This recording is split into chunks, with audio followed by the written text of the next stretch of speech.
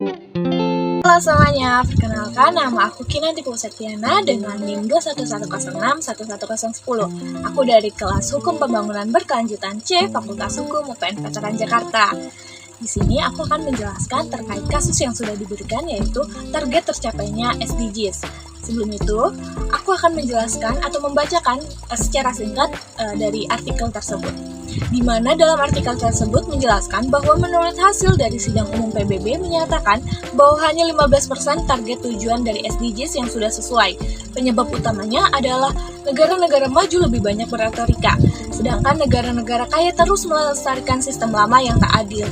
Indonesia dan negara ASEAN yang diwakili oleh Menteri Luar Negeri Retno LPM Marsudi menyebutkan bahwa negara-negara selatan yang umumnya negara berkembang tidak mendapatkan kesempatan setara dalam bertumbuh untuk hilirisasi industri berbahan baku alam.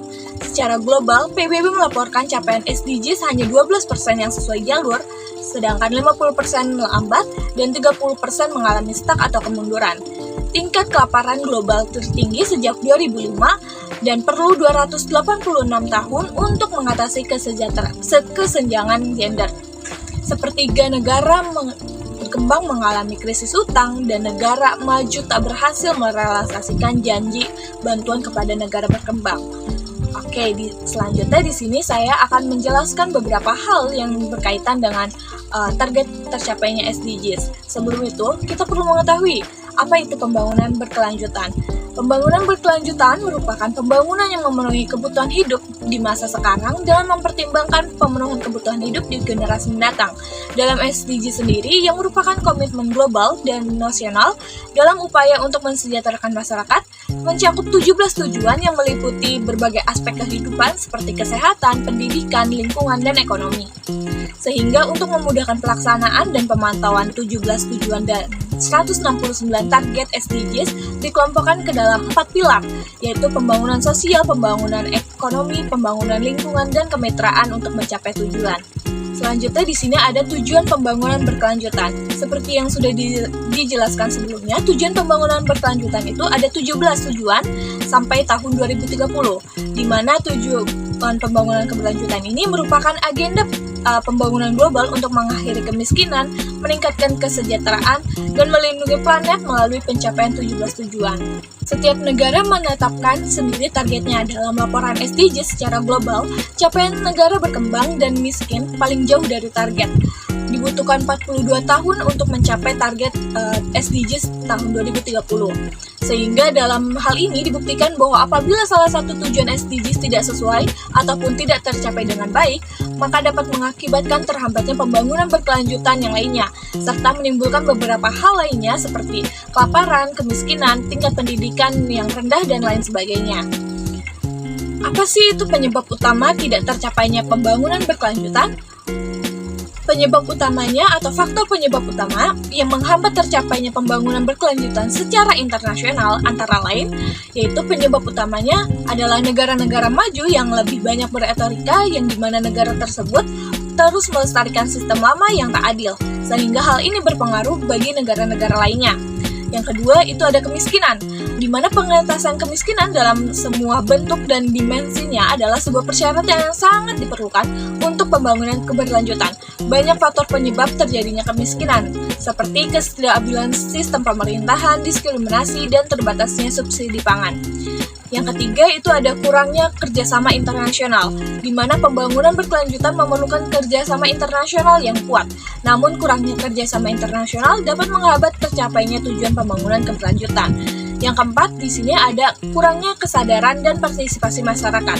Upaya pembangunan berkelanjutan memerlukan partisipasi aktif dari masyarakat, namun kurangnya kesadaran dan partisipasi masyarakat dapat menghambat tercapainya tujuan pembangunan keberlanjutan. Oke, baik, selanjutnya kita akan membahas tentang siapa sih pihak-pihak yang ikut serta dalam proses pembangunan keberlanjutan ini.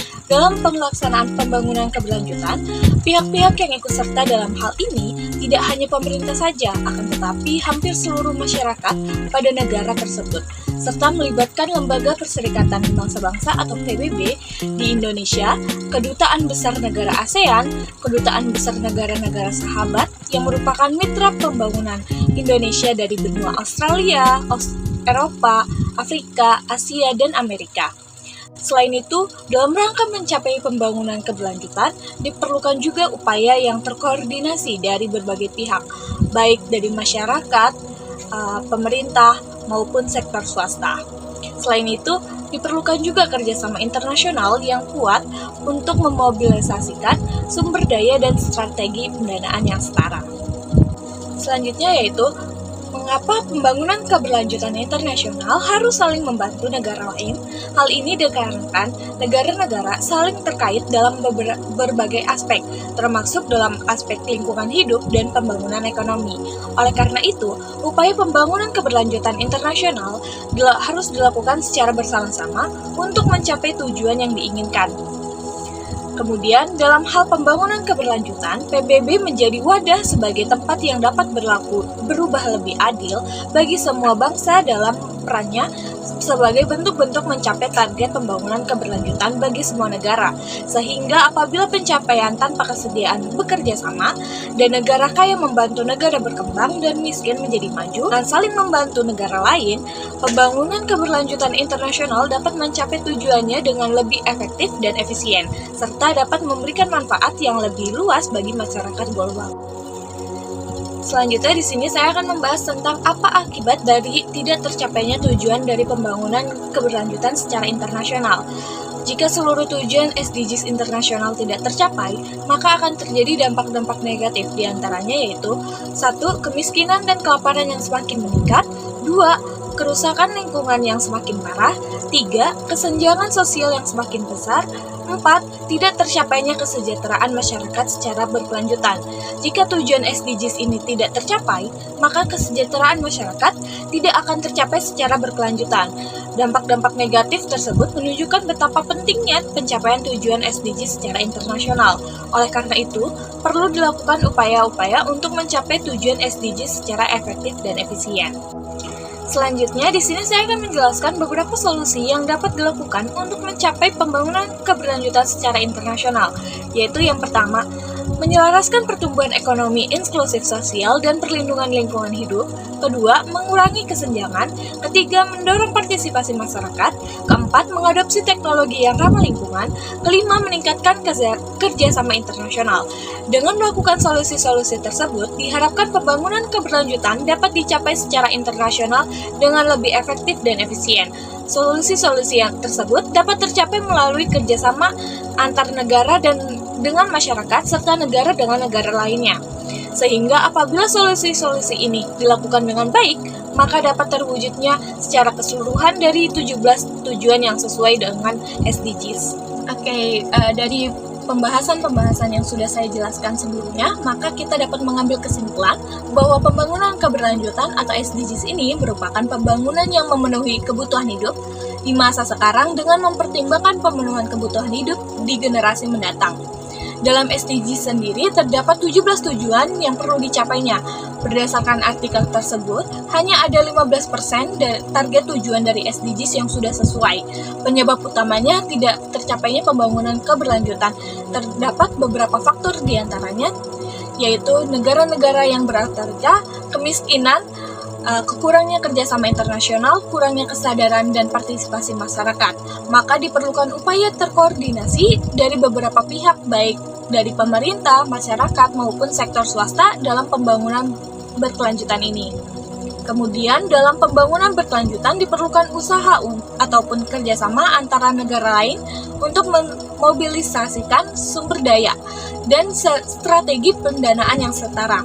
Jika pembangunan keberlanjutan ini tidak tercapai, maka dapat berakibat munculnya kemiskinan, kelaparan yang semakin meningkat, kerusakan lingkungan yang semakin parah, kesenjangan sosial yang semakin besar, serta tidak tercapainya kesejahteraan masyarakat secara berkelanjutan. Maka solusi yang dapat dilakukan yaitu menyelaraskan pertumbuhan ekonomi, inklusif sosial, perlindungan lingkungan hidup, mengurangi kesenjangan, mendorong partisipasi masyarakat, mengadopsi teknologi yang ramah lingkungan, dan meningkatkan kerjasama internasional. Mungkin itu saja penjelasan yang dapat saya jelaskan di dalam video kali ini terkait target tercapainya tujuan SDGs. Kurang lebihnya saya mohon maaf. Wassalamualaikum warahmatullahi wabarakatuh.